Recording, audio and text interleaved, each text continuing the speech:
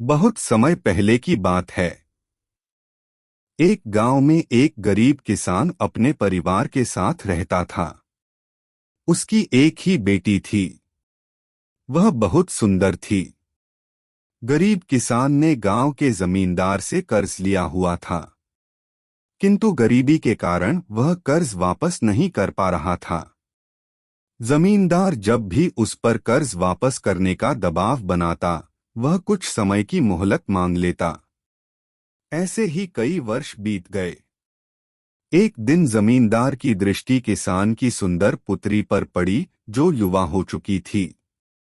किसान की बेटी को देख जमींदार उस पर मोहित हो गया। वह किसान के पास गया और बोला, मैं तुम्हारा पूरा कर्ज माफ कर दूंगा, अगर तुम अपनी बेटी का विवाह मेरे साथ कर दो। जमींदार के विवाह प्रस्ताव से किसान और उसकी बेटी हैरान रह गए। जमींदार अधेड़ उम्र का कुरूप व्यक्ति था। किसान ने अपनी सुंदर बेटी का विवाह उससे करने से इनकार कर दिया। किसान की इनकार सुनकर जमींदार बौखला गया और तुरंत अपने कर्ज के पैसे मांगने लगा। किसान के पास पैसे नहीं थे, उसने मोहलत मांगी। लेकिन जमींदार ने मना कर दिया और उसे जेल पहुंचाने की धमकी देने लगा। अंत में दोनों का मसला गांव की पंचायत में पहुंचा।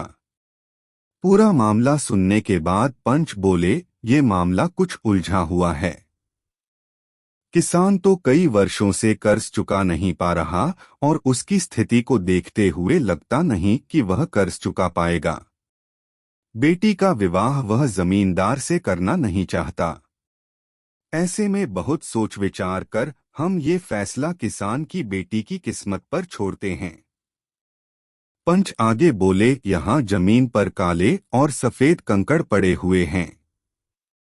जमींदार इन कंकड़ों में से 2 कंकड़ उठाकर 2 थैलों में रखेगा।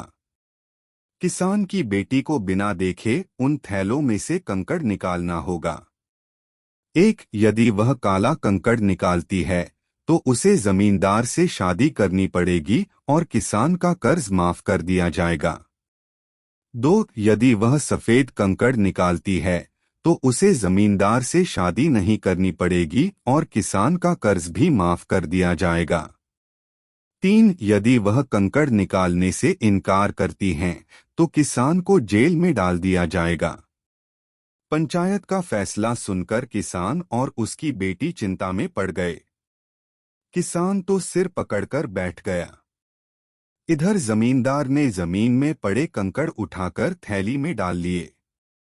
जब जमींदार कंकड़ उठा रहा था तो किसान की बेटी ने देख लिया कि उसने सबकी आंखों में धूल झोंककर दोनों काले कंकड़ ही उठाए हैं। अब किसान की बेटी किसी भी थैले से कंकड़ निकालती, वह काले रंग का ही होता। जमींदार इतना धूर्त होगा, ये उसने सोचा नहीं था। लेकिन उसे किसी भी हाल में इस मुसीबत से बाहर निकलना था। वह अपना दिमाग दौड़ाने लगी। उसके सामने 3 विकल्प थे। 1, थैली में से कंकड़ निकालने से मना कर दे और पिता को जेल जाने दे। 2, थैली में से कंकड़ निकाले और चुपचाप जमींदार से शादी कर ले। 3, पंचों को जमींदार की धूर्तता के बारे में बता दे।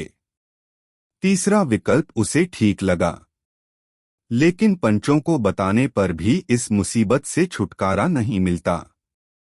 पंच जमींदार से कंकड़ बदलवा लेते और अंत में निर्णय उसकी किस्मत पर ही निर्भर करता।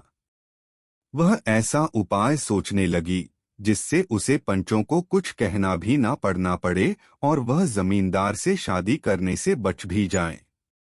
एक उपाय उसके दिमाग में आ ही गया। वह आगे बढ़ी और जमींदार की थैली में से एक कंकड़ निकाला, लेकिन उसे देखे बिना ही जमीन में गिरा दिया। जमीन में गिरकर वह कंकड़ अन्य कंकड़ों में जा मिला। हाँ, ये क्या हो गया? कंकड़ का रंग तो मैं देख ही नहीं पाई और वह मेरे हाथों से नीचे गिर गया।